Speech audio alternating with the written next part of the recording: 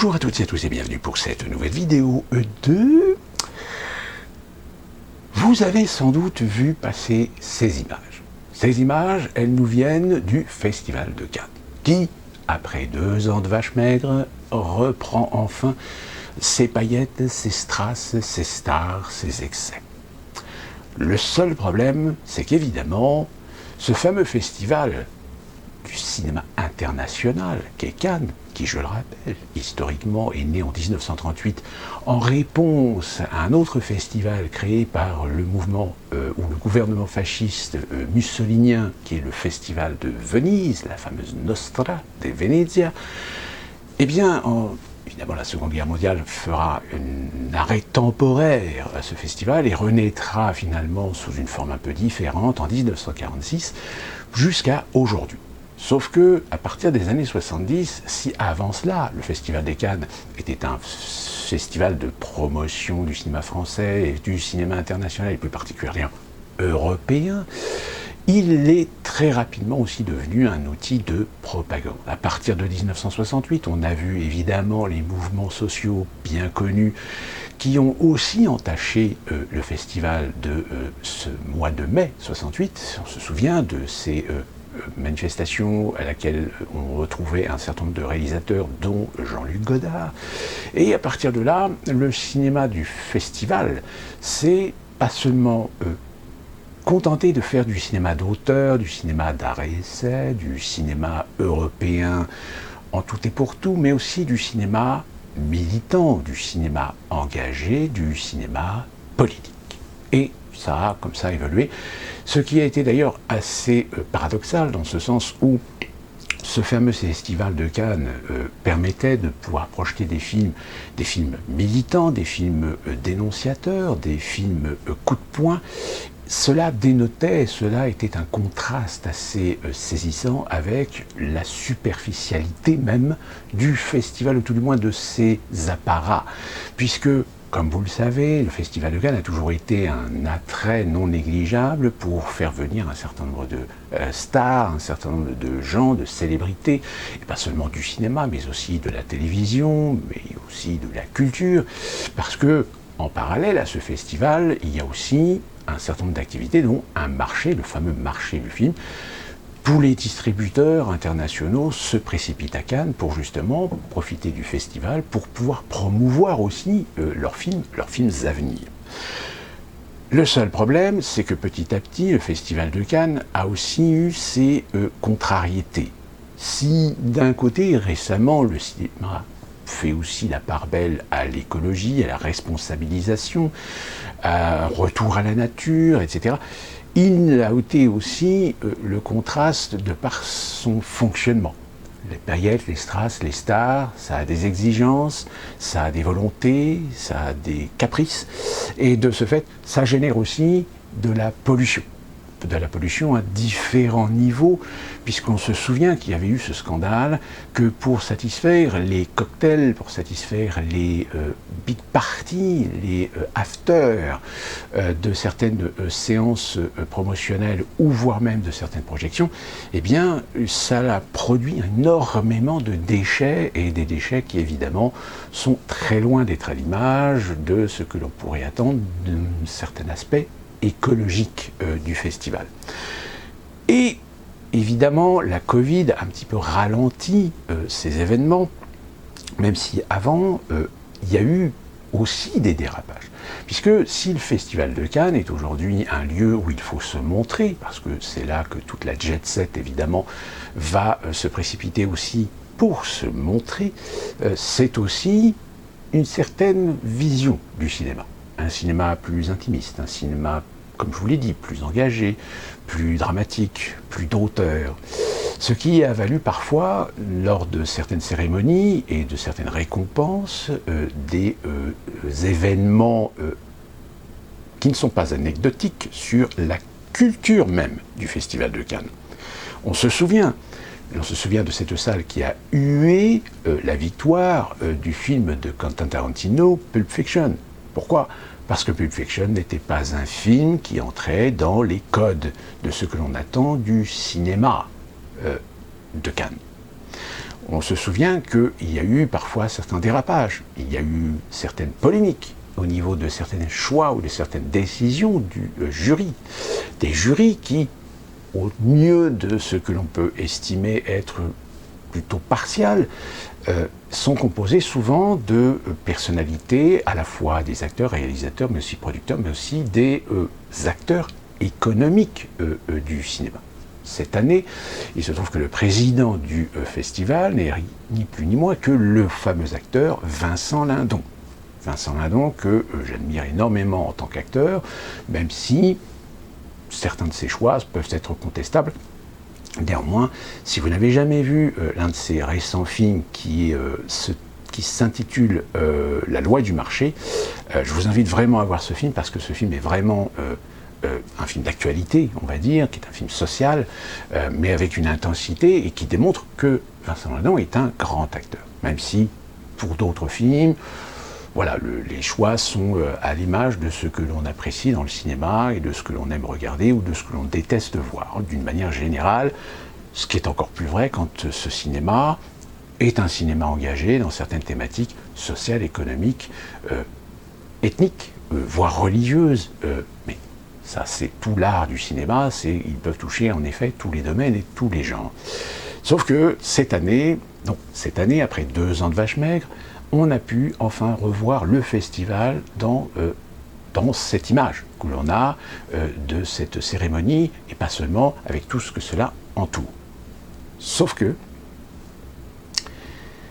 cette année, ils ont osé faire passer un discours de Volodymyr Zelensky. En direct de Kiev, le président et là, tout d'un coup, Volodymyr on ne Zelensky peut pas s'empêcher, au vu des images, de penser à cette image. Cette image, elle vient d'un film dont je vous ai déjà parlé à plusieurs reprises, c'est 1984 de George Orwell, plus particulièrement l'adaptation justement sortie en 1984 avec Richard Burton et John Hurt. Non, pas John Hurt, je ne me souviens plus de son prénom, mais c'est cet acteur anglais qui malheureusement nous a quittés récemment. Et là, tout d'un coup, je veux dire, les 2 images ont une similarité.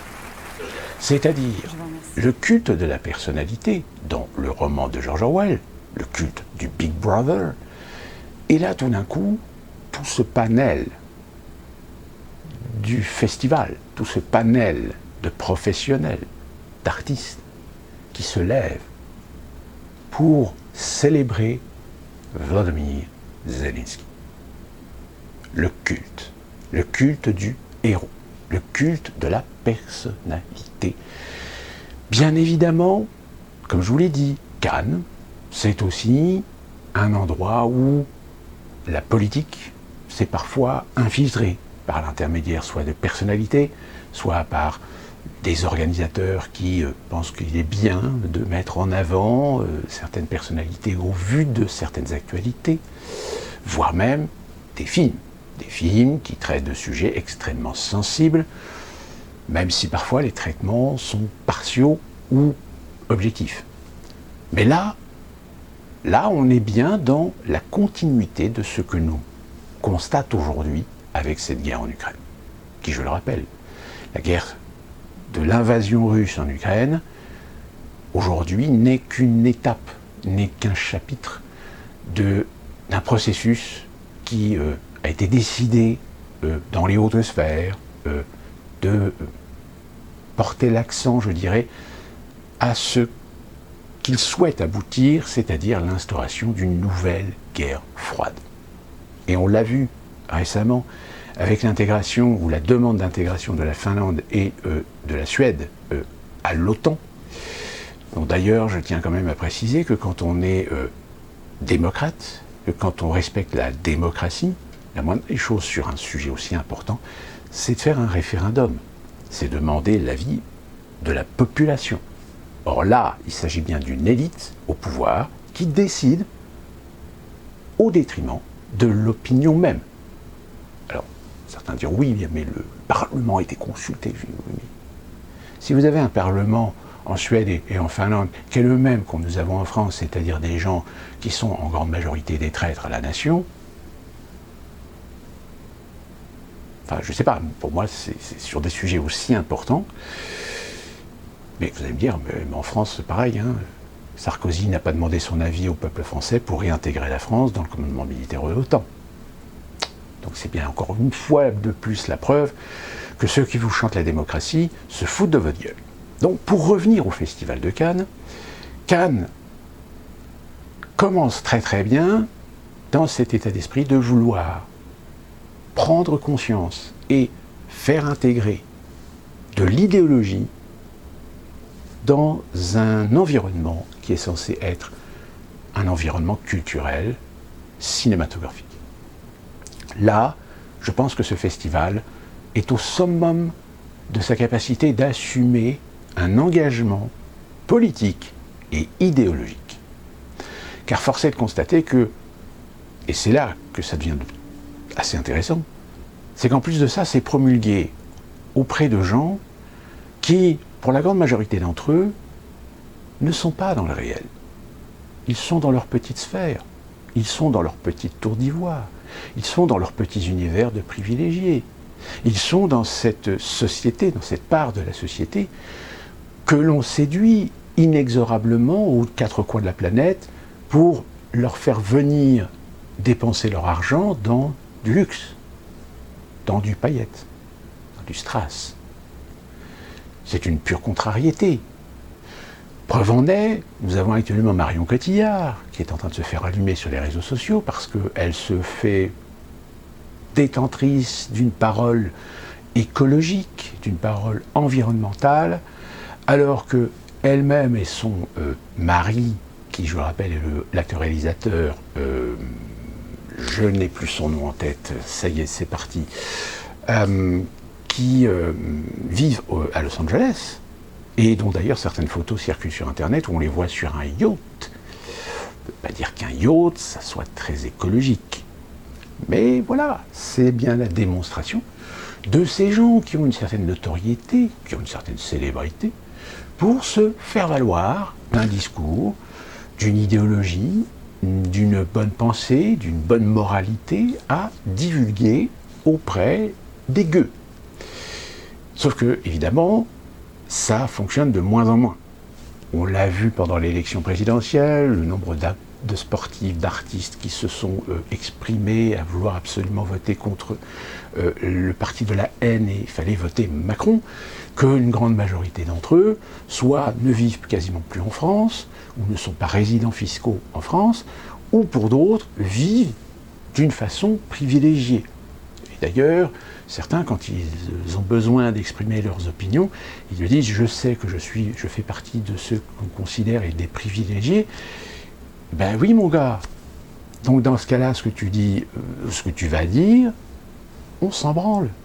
On s'en branle parce que tu vas nous donner des lieux communs, tu vas nous donner des idées préconçues, tu vas nous donner des imageries que selon toi tu crois être la bonne pensée, la bonne chose, la bonne mœurs à appliquer, la bonne morale à absolument imposer à la société, alors que toi personnellement tu n'es pas confronté aux réels problèmes auxquels de plus en plus de Français sont confrontés sur le plan économique, sur le plan social, mais aussi sur le plan sociétal, par rapport à la délinquance, par rapport à la violence, par rapport à l'insécurité. Cette même insécurité d'ailleurs qui continue à grimper de plus en plus, puisqu'on a appris que récemment, deux migrants ont agressé une femme enceinte dans un bus. D'ailleurs, ce qui est assez anecdotique, c'est que j'ai été interpellé par un Américain, qui est un Américain avec l'esprit assez ouvert, et que lorsqu'il tombe sur ce genre d'informations, il se pose la question, il se dit, mais qu'est-ce qui se passe en France ? Je veux dire, aux États-Unis, oui, il y a le problème des armes. On en a parlé avec cette tuerie à Buffalo. Mais le problème, c'est que, comme je vous l'ai dit, attention, les médias américains et la culture américaine est une culture extrêmement basée sur le drama, sur le sensationnel, sur le spectacle, Donc on démultiplie évidemment l'aspect émotionnel de ce genre d'événement. Alors qu'en réalité, en matière de chiffres, je peux vous garantir qu'en matière de chiffres, le nombre de morts par fusillade ou par tuerie reste tout à fait dans la moyenne en proportionnalité à la population américaine. Et attention, je parle bien en faisant la comparaison culturelle, structurelle et sociétale. Bien évidemment que c'est dramatique, bien évidemment que c'est inadmissible. Mais dans une société de 328 millions d'habitants, avec tous les problèmes sociaux, tous les problèmes culturels que ça implique, cela reste relativement stable. Alors ce que je vous dis là peut-être vous choquer, mais comme je le dis souvent, il faut y vivre, il faut connaître, il faut explorer, pour mieux comprendre la balance des choses et rester raisonné avec du bon sens.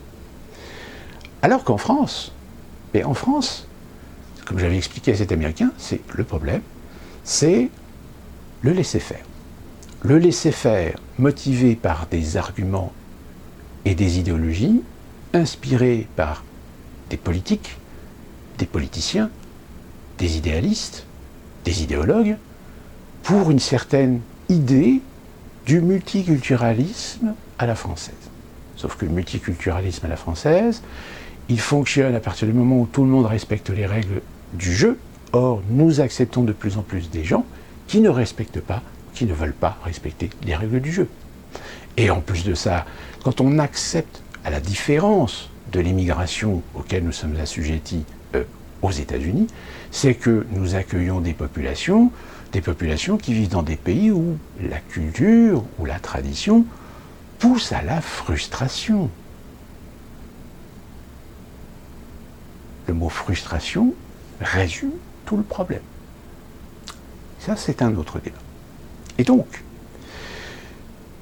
force est de constater qu'aujourd'hui, le fameux Festival de Cannes, qui est censé être un festival pour le cinéma, en réalité devient un support idéologique, un support de propagande.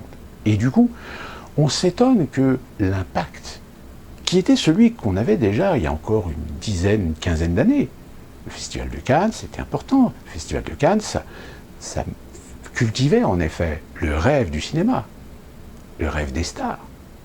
Sauf qu'aujourd'hui, au vu du contexte, au vu de la situation, force est de constater que les médias ont beaucoup de mal à promouvoir, ont beaucoup de mal à vendre le Festival de Cannes.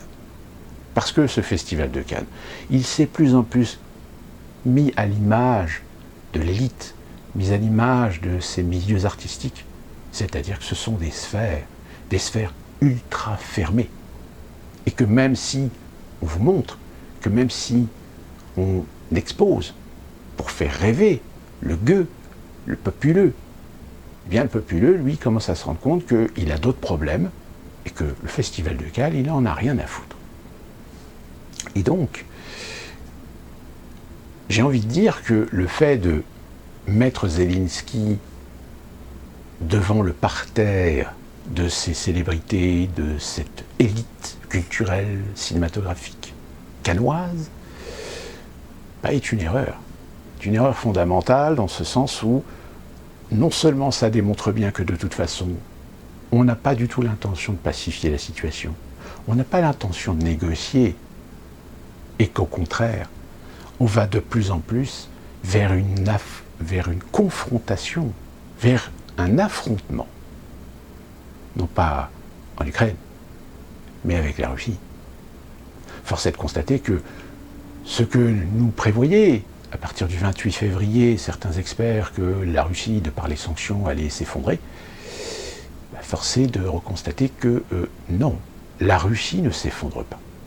Certes, elle est confrontée à certains problèmes structurels, problèmes de commerce extérieur, mais certains experts un peu plus lucides le disent. La Russie, contrairement à l'Occident, elle s'est préparée à cette situation. Elle est prête et elle peut faire durer cette guerre en Ukraine encore pour 1 an et demi. Sauf que la question, c'est est-ce que l'Occident, lui, va pouvoir tenir 1 an et demi? On l'a vu aux États-Unis, la proposition faite au Parlement, faite au Congrès, d'une chèque de 40 milliards, je crois, de dollars d'aide à l'Ukraine, eh bien, on a cru que c'était acquis, que ça allait être voté, qu'ils allaient signer le chèque. Sauf qu'il y a le républicain Rand Paul, pas confondre avec Ron Paul, Rand Paul, qui a opposé sa voix à cette décision et qui a bloqué le processus. Pourquoi ? Parce qu'il demande, exige qu'il y ait une transparence sur l'émission de ces 40 milliards. Parce que Rand Paul, justement, il met le doigt sur ce que j'avais déjà dit dans des précédentes vidéos. C'est que on envoie de l'argent en Ukraine, on envoie du matériel, on envoie de l'humanitaire, on envoie des armes. Le seul problème, c'est que ce n'est ni TF1, ni LCI, ni CNews, ni BFM, ni Radio France, ni France Télévisions qui vous diront que l'Ukraine n'échappe pas à une certaine tradition de ces pays de l'Est, c'est-à-dire la mafia. Cette fameuse mafia qui, pour permettre ou faciliter l'arrivée justement de ce que nous envoyons à l'Ukraine, se prend une commission.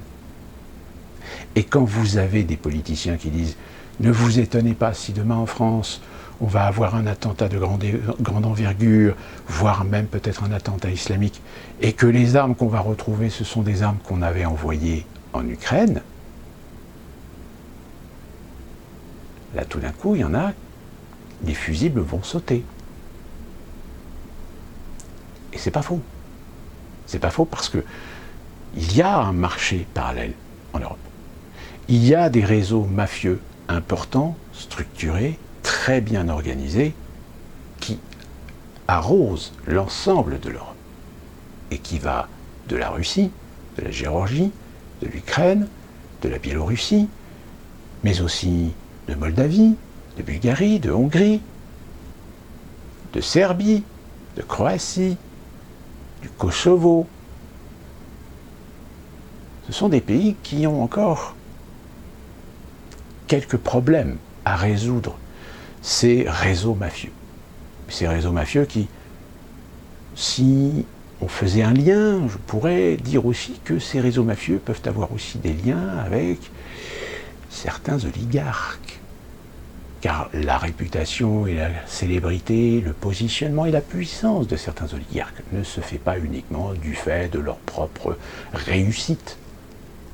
Elles sont aussi constituées et construites par des accords, par des complicités, par des collusions avec certains réseaux criminels, certains réseaux mafieux. Si en France, pendant un temps, on a été confronté à la mafia russe, ce n'est pas un hasard. Si même aujourd'hui, nous sommes confrontés à des réseaux criminels, à la fois géorgiens, tchétchènes, ce n'est pas pour rien. Si aujourd'hui nous voyons, comme dans Marseille, dans certaines villes commencer à apparaître des règlements de compte à coups de grosse artillerie, ce n'est pas un hasard. Nous le savons. L'Europe, pas de frontières, libre circulation des marchandises et des personnes, eh bien, facilite considérablement l'organisation et les transferts de marchandises dans les réseaux criminels, dans les réseaux mafieux. Donc, pour revenir au Festival de Cannes, Cannes aujourd'hui, pour les cinéphiles, c'est peut-être le moins bon festival cinématographique comparativement à la Nostra de Venise ou au Festival de Berlin. Cannes est devenu un ersatz, Cannes est devenu un m'as-tu vu, Cannes est devenu une foire aux apparences où il faut se montrer, où il faut dépenser, puisque c'est bien ce que se plaignait la municipalité de Cannes en 2020 et en 2022, c'est que l'absence de Festival de Cannes ou l'absence de sa structure telle qu'on la connaît, ce sont des pertes économiques colossales. Parce que le Festival de Cannes, c'est pas que le Festival de Cannes, c'est tout ce qu'il y a autour. toutes les festivités, toutes les fêtes, toutes les soirées privées, qui génèrent évidemment des retombées économiques sur des partenaires, sur des prestataires, sur des sociétés, sur des pans d'activités locaux, que ce soit les sociétés d'organisation d'événementiel, que ce soit les sociétés de traiteurs, de boulangerie, de boucherie, de boissons. Donc, vous voyez, le Festival de Cannes, comme quasiment tous les festivals, j'ai envie de dire, sont d'un intérêt certain économique pour les endroits là où ils sont organisés. Mais pour revenir à l'aspect cinématographique, force est de constater qu'aujourd'hui, le Festival de Cannes, ça nous passe un petit peu au-dessus. Ça nous passe au-dessus parce que, comme je vous l'ai dit, ce festival s'est de plus en plus corrompu à vendre de l'idéologie, à faire de la propagande. Fini l'époque de ce Cannes où Canal+, chaque année, faisait également le spectacle, et en effet alimentait cette image des stars, cette image du cinéma pour le commun des mortels. Aujourd'hui, ce n'est plus le cas. Aujourd'hui, même les stars sont utilisées pour promouvoir ou vendre des produits. Ces stars, elles viennent à Cannes en échange de certaines enveloppes pour s'habiller de certaines marques, pour porter certaines marques, pour être transportées dans certaines marques. C'est un business. Ce festival de Cannes aujourd'hui n'a plus rien véritablement de cinématographique. Alors oui, si certains films qui sont présentés à Cannes sont de qualité, je le reconnais moi-même, certains films sont en effet très intéressants à voir. Est-ce qu'ils le sont véritablement pour le plus grand nombre, pour le cinéma de masse? Force est de constater qu'il est très rare de voir des palmes d'or finir dans les grands multiplexes, si ce n'est, comme je vous l'avais dit sur l'exemple de Pulp Fiction, des films qui sont bien au-delà de l'étiquette, de l'image que l'on donne en règle générale au genre cinématographique qui a ses entrées, que ce soit hors compétition ou en compétition. Donc à partir de là, force est de constater que ce festival de Cannes est à l'image aujourd'hui de ce que l'état de la société est, c'est-à-dire la caste. Nous sommes revenus à une époque de caste, cette monarchie, cette noblesse qui s'affirme de plus en plus et qui, pour pouvoir continuer à exister, a besoin nécessairement aujourd'hui qu'on transforme les codes de la société, qu'on transforme les codes de notre démocratie, pour vous assujettir, pour vous soumettre à leurs règles, pour vous soumettre à leurs principes, pour vous soumettre à leur monde, à leur meilleur des mondes. Donc d'ici là, on se retrouve pour une prochaine vidéo et qu'on continue à en parler de ces événements. Que puis-je vous souhaiter d'autre? De bien vous porter.